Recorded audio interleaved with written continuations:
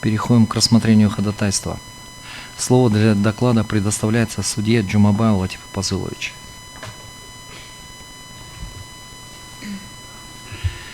Уважаемые судьи, участники процесса.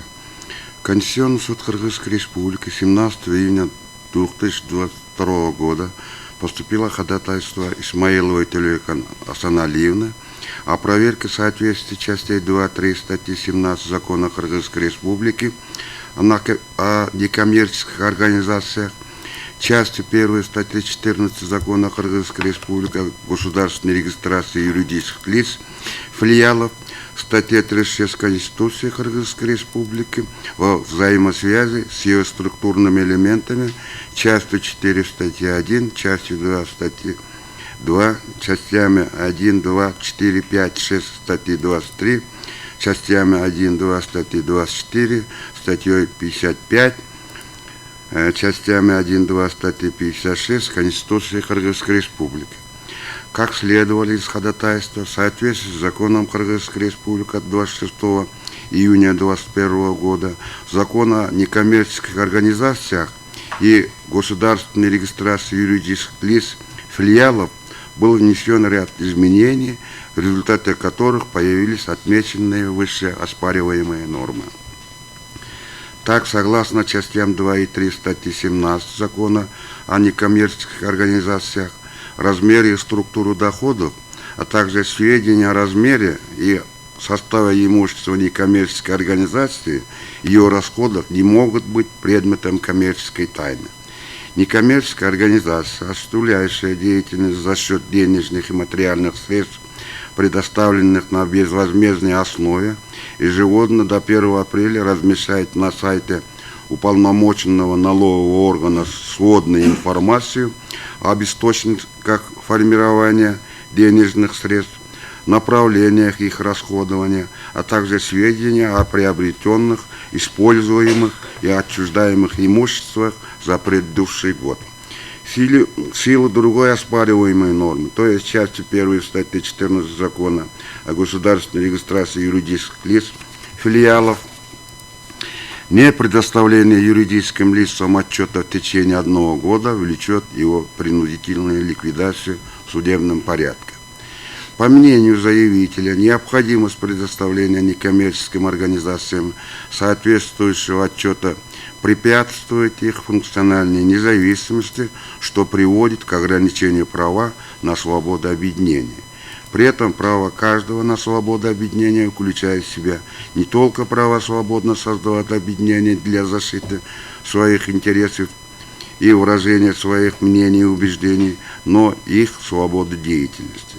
Такой подход согласуется и с положением Всеобщей декларации прав человека и Международного пакта о гражданских и политических правах, о праве каждого на свободу объединения с другими. Наряду с этим заявитель отмечал, что право на свободу объединения в силу части 2 статьи 23 основного закона и международных стандартов может быть ограничено Конституцией и законами в целях защиты национальной безопасности, общественного порядка, охраны здоровья и нравственности населения, защиты прав и свобод других лиц. Однако оспариваемые нормы не преследуют ни одной из указанных в Конституции и международных договорах с целью ограничения прав и свобод человека и гражданина.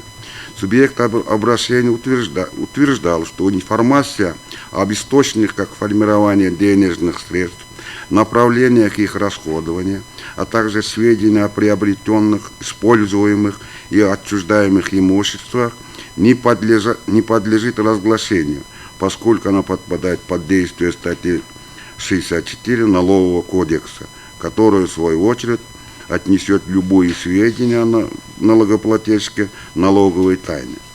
По мнению Исмаиловой Тюлейхан Асаналиевны, оспариваемые нормы не распространяются на иные общественные объединения, политические партии, профессиональные союзы, религиозные организации и кооперативы, а также на коммерческие организации.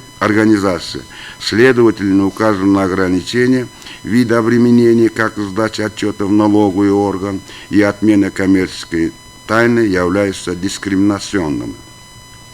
Таким образом, как полагал заявитель, установленная оспариваемыми нормами закона о некоммерческих организациях обязанность приводит к чрезмерному ограничению деятельности некоммерческих организаций, которые к тому же являются неразумными, несоразмерными конституционным целям. С учетом изложенного субъект обращения просил признать оспариваемые нормы противоречащими Конституции. Определением коллегии судей Конституционного суда Кыргызской Республики от 7 июля 2022 года было отказано от принятия производства в обращении Исмаиловой Тулея Насаналиевны, так как коллегия судей не нашла неопределенности в вопросе о том, соответствуют ли оспариваемые нормы требованиям Конституции.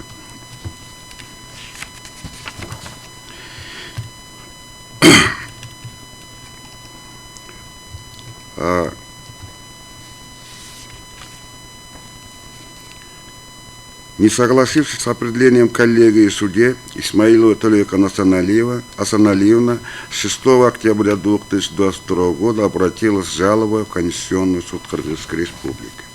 Постановлением Конституционного суда Кыргызской Республики от 3 ноября 2022 года ходатайство Исмаиловой Тулека Насаналиевны было принято к производству.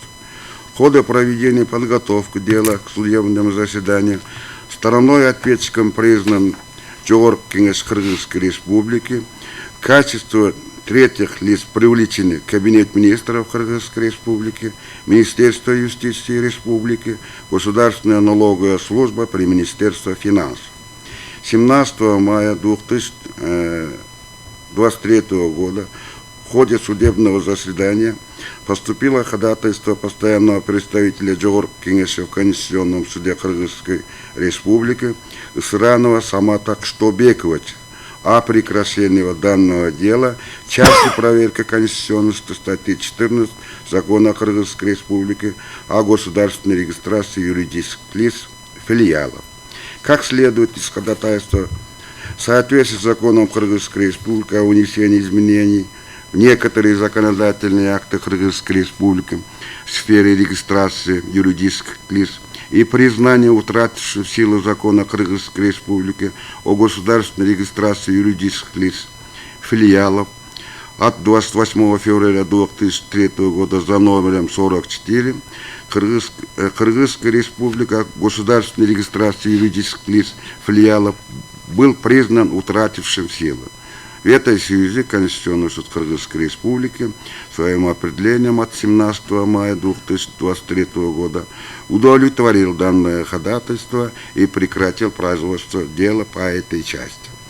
Также 17 мая 2023 года в ходе судебного заседания по рассмотрению дела о проверке конституционности части 2.3 статьи 17 Закона Кыргызской Республики о некоммерческих организациях, части 1 статьи 14 Закона Кыргызской Республики о государственной регистрации юридических лиц филиалов поступило ходатайство представителей заявителей Исмаиловой Тулека Насаналиевны, Шалиева, Хусамбая Кадыржановича о вызове на судебное заседание независимого эксперта Шайдуллину Венеру Камилевну, экспертов Жогорку Кеңеша Кыргызской Республики, подготовивших к заключению по оспариваемым нормам закона и истребования документов об их аккредитации.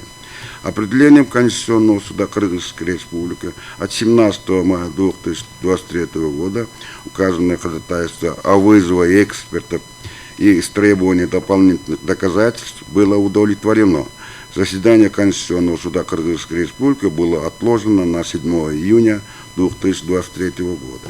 В соответствии со статьей 32 Конституционного закона Кыргызской Республики о Конституционном суде Кыргызской Республики по данному делу проведены все необходимые подготовительные действия. Дело готово к рассмотрению. Спасибо, я закончил.